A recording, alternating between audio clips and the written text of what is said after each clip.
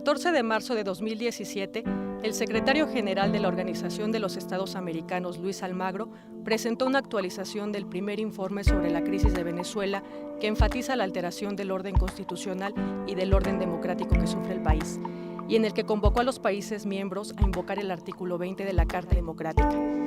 Desde entonces, una declaración de 14 Estados miembros llamando a liberar presos políticos, reconocer la legitimidad de la Asamblea Nacional y establecer un calendario electoral que incluya las elecciones pospuestas, así como la convocatoria al Consejo Permanente de la OEA para evaluar las medidas necesarias para recuperar la institucionalidad democrática, se han vuelto temas centrales de la discusión hemisférica. De visita en el Centro de Estudios Internacionales Gilberto Bosques del Senado de la República, Philip Gunson, investigador del International Crisis Group, un centro de pensamiento fundado en 1995 con sede en Bruselas, compartió buena parte del contenido de su más reciente reporte intitulado Venezuela, diálogo a duras penas, que presenta un análisis y recomendaciones para restaurar el gobierno democrático, el bienestar económico y social, así como la estabilidad política y los cauces institucionales y constitucionales para la administración de este grave conflicto que adquiere ya dimensiones humanitarias. Mi nombre es Phil Gunson, yo soy analista senior para la región andina de International Crisis Group, que es una ONG internacional con sede en Bruselas, Bélgica, cuyo objetivo principal es la prevención y la resolución de conflictos violentos.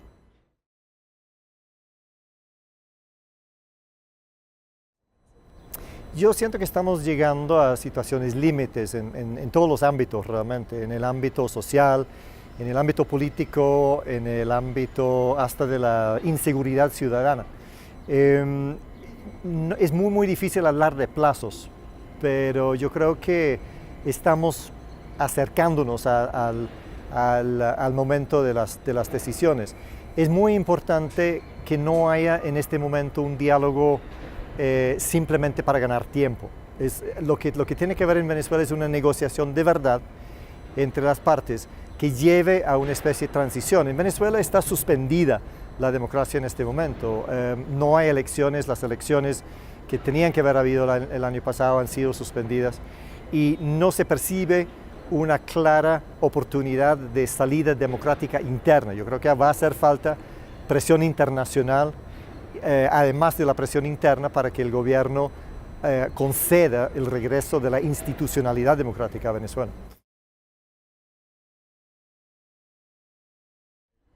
Mire, yo creo que inclusive más que una oportunidad, yo creo que es una obligación. Creo que la Carta Democrática Interamericana no es ninguna bala mágica, no es la solución inmediata de todos los problemas de Venezuela, ni mucho menos. Es un grano de arena más, porque como digo, hace falta presión de diferentes tipos para que el gobierno acceda a negociar.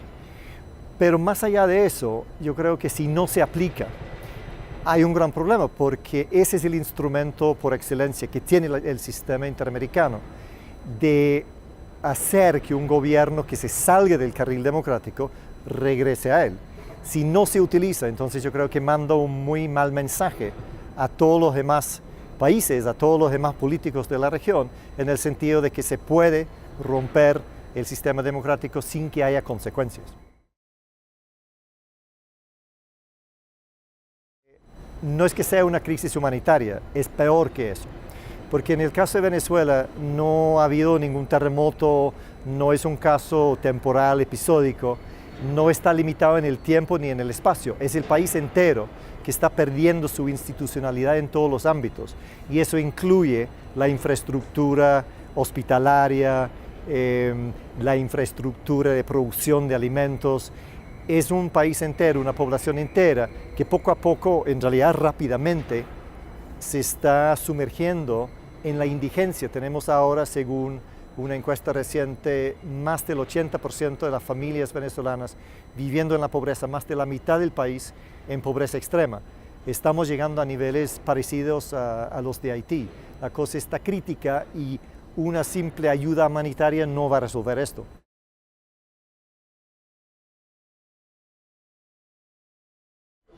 Yo siento que hay un cambio. Es evidente que para el gobierno de Venezuela ha habido un cambio radical en los últimos 2 años, en el sentido de que han perdido mucho apoyo entre los gobiernos vecinos. De ahí a que haya una voluntad firme de hacer algo realmente contundente al respecto, todavía yo creo que faltan unos pasos, pero el ambiente está diferente. Es muy difícil hoy en día para un gobierno de la región, aunque algunos, hay que reconocerlo, siguen haciéndolo, pararse a defender el gobierno de Maduro. Este es un gobierno que ha fracasado en todos los ámbitos y no está ofreciendo soluciones. Entonces yo creo que los países, los gobiernos están percibiendo eso y aunque saben que hay que hacer algo, el problema es exactamente qué.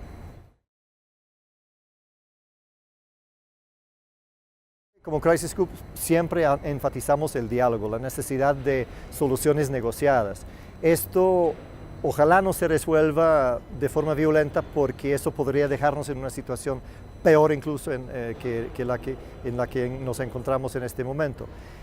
Pero como digo, no tiene que ser o no puede ser simplemente un diálogo más.